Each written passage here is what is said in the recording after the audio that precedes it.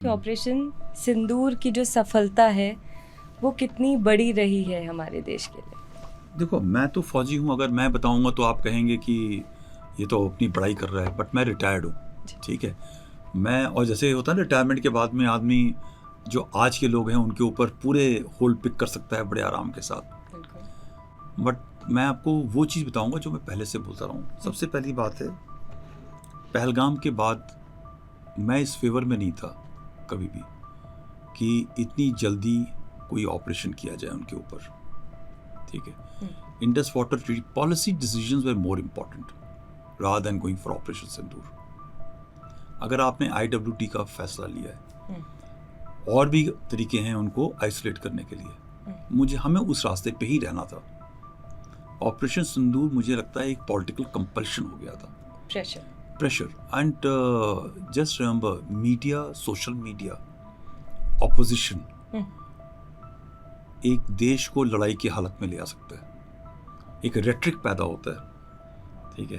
तो एक वो शुरू हो गया मोदी की क्षमता के ऊपर। प्राइम मिनिस्टर मोदी 56 इंच का सीना कहाँ गया, चाइना के साथ बोलते हुए। लेकिन आपने सुना होगा ना, POK ले लोगे, सब, हाँ, सब ये बोलते रहते हैं कि चाइना के साथ भी लड़ जाओ, ठीक है। वो ये चाहते हैं लड़ जाओ, वो मज़ा लेना चाहते हैं जो ये बोलने वाले हैं, क्योंकि उनकी जिम्मेदारी नहीं है। वो तो बैठ के सिर्फ एक हमारे देश को बर्बाद होते देखेंगे फिर, राइट। एक सेंसिबल आदमी ऐसे डिसीजन नहीं, but then I think this was a very compulsion decision. इसके अंदर दो चीज़ें थी। एक मिलिट्री ऑब्जेक्टिव था, ठीक है। What is the military objective which prime minister ने बोला बिहार में एक पॉलिटिकल स्टेटमेंट, पॉलिटिकल रैली में, वो ये था कि हमने देश की सेनाओं को खुला हाथ दे दिया है। इस टेरर अटैक के पीछे जो टेररिस्ट इंफ्रास्ट्रक्चर है, जो सिस्टम है, वो बर्बाद होना चाहिए, ठीक है। अब ये मिलिट्री के ऊपर है वो क्या एक्शन करना चाहती है। इसके अंदर उन्होंने ये नहीं बोला कि हम लड़ाई के लिए जा रहे हैं। जब आप सिविलियन इंफ्रास्ट्रक्चर पे एक मिलिट्री टू मिलिट्री इंफ्रास्ट्रक्चर पे अटैक करते हो, तो आप एक जंग का ऐलान करने की तैयारी करते हो। अगर यही चीज़ LC की सीमाओं के ऊपर होता है और टैक्टिकल लेवल डेप्थ के ऊपर होता है, और वेपन जो यूज़ होते हैं RT लेवल तक के होते हैं, तो सीज फायर वॉल्यूशन है वो आज की तारीख में हमारे और पाकिस्तान के बीच में एक नॉर्मल सिस्टम है जो वॉर की तरफ नहीं है, बट एक लोकलाइज्ड एक्शन है, ठीक है। जैसे बैट हुआ, हम भी कुछ करेंगे, it will remain as a localized action, it is not a large action. So हमारी देश की सेनाओं ने एक डिसीजन लिया कि हम लॉन्च पैड्स और दो जो ग्लोबल टेरर हेडक्वार्टर्स हैं, मुरीद की और बहावलपुर के, उस पर हम हमला करेंगे, ठीक है, और डिस्ट्रॉय करेंगे। करने की जरूरत नहीं थी, मैं फिर से बता रहा हूँ, करने की जरूरत नहीं थी। मतलब जैश ए मोहम्मद, लश्कर ए तैयबा के हेडक्वार्टर्स, बिकॉज उनको भी पता है ना कि ये होने वाला है, तो हट चुके होंगे वहाँ से। नहीं हटे हो चाहे नहीं हो, मरे तो फिर भी, बट पता तो है उनको, right. So why should I strike when they are ready? मुझे तो तब स्ट्राइक करना चाहिए जब हमारा टाइम हो। ये तो बहुत जल्दी हो गया। मैं तो ये मानूंगा करना भी था तो 1 महीने 2 महीने बाद में करते, ठीक है। मगर फिर कंपल्शन है, थिंग्स डाई, डेड हो जाती हैं। फिर वो आपको जब इतनी लेट करेंगे तो हो सकता है जस्ट बैलम कॉज ऑफ अटैक ना मिले, राइट।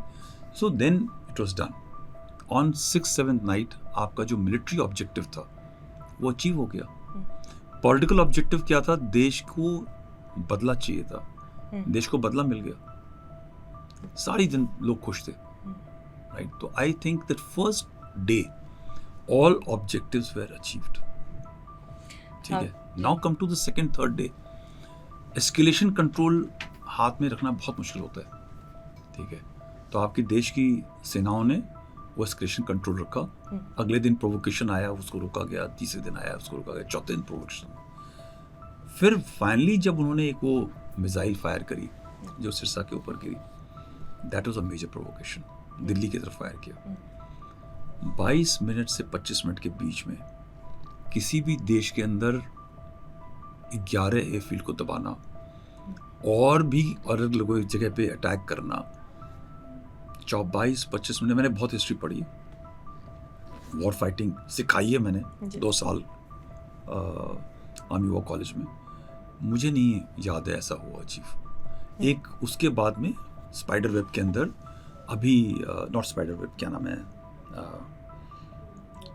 इजराइल ने ईरान के साथ में किया लायन राइज के लिए, ऑपरेशन लायन राइज में, वो एक नया था, बट ऑपरेशन सिंदूर के अंदर जो हमने अचीव किया वो एक हमारी मिलिट्री क्षमता को दिखाता है, एक पॉलिटिकल विल को दिखाता है कि उसने आर्मी को एक अपना डिसीजन आर्म फोर्सेस को लेने दिया और कार्रवाई करने दी, सपोर्ट किया, बैक किया, और हमने सारे जो पायदानों पे अचीवमेंट थी वो कर ली।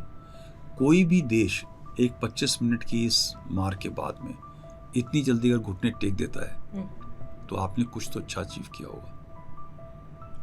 तो फ्रॉम अ रिटायर्ड फौजी, my salute to the armed forces, exceptional job done.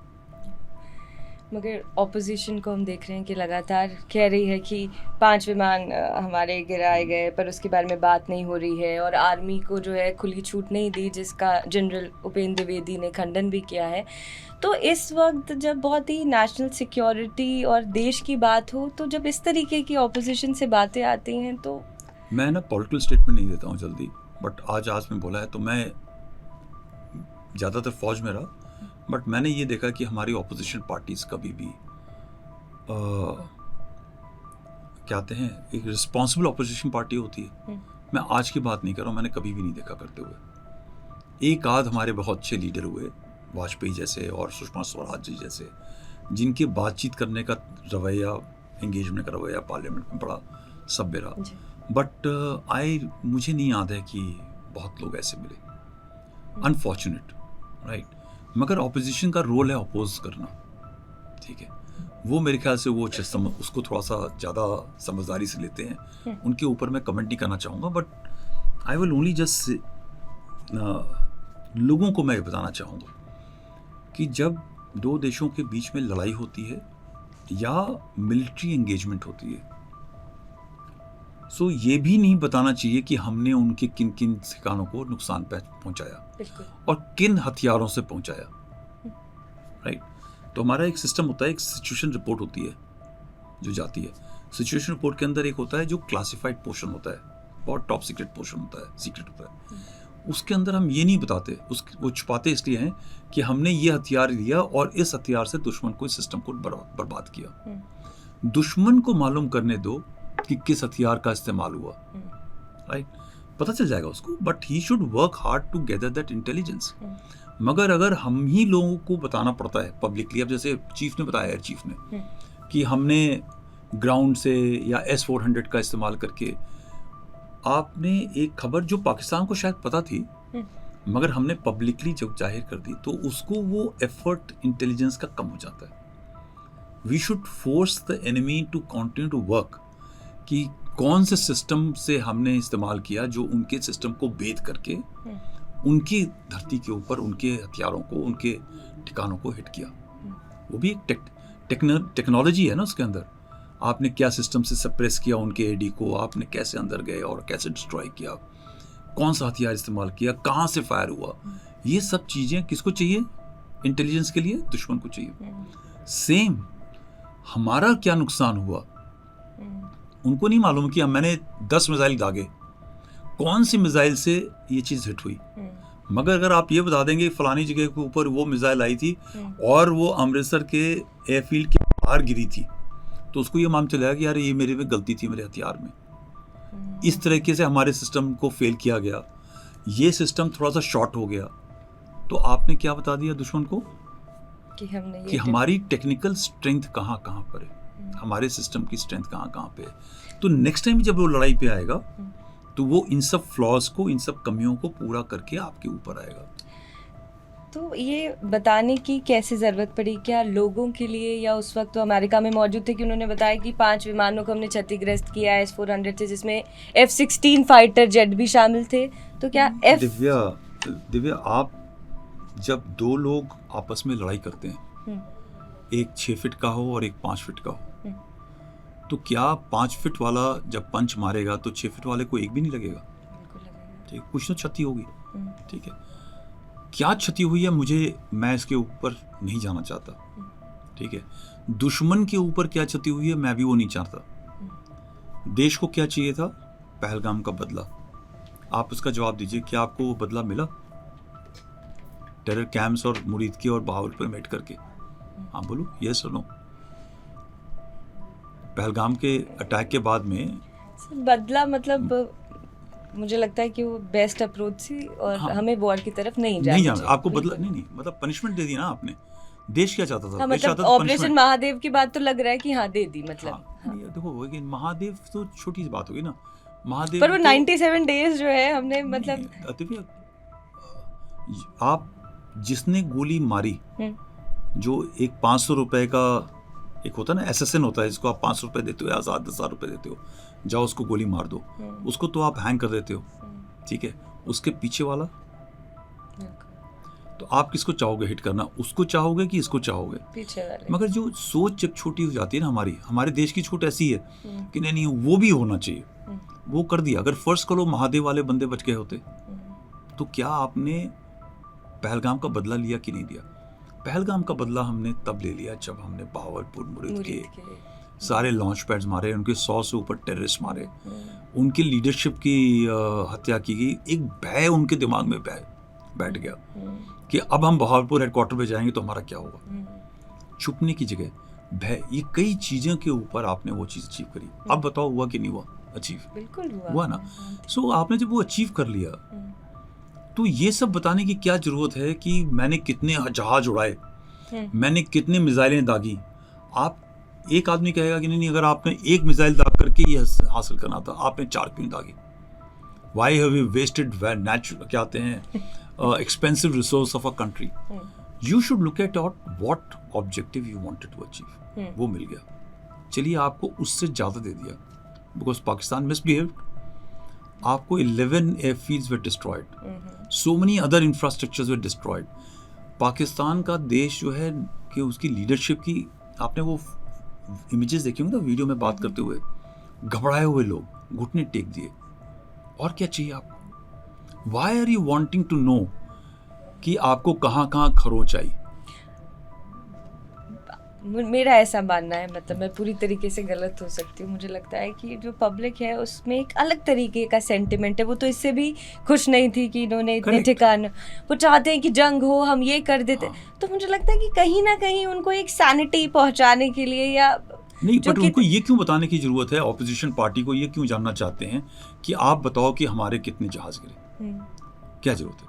आप ये चाहते हो कि हमारे जहाज एयरपोर्ट पे बैठे रहें और उनके जहाज गिरते चले जाएं? ऐसा तो नहीं होगा ना। हमारे भी तो जब आप जैसे अभी ये चल रहा है एलसी के ऊपर, एक जवान की हमारे शहादत हुई है, आप उनके 4 मारोगे तो हमारा भी 1 जाएगा। ये नहीं कह सकते कि आप 4 जाओगे और हमारा 1 मिल जाए। It's not the pattern of war. No. Yeah, it's not a pattern of war. And similarly, those who want to go for war, उनको ये पता होना चाहिए कि क्या आप लड़ाई के लिए तैयार हैं।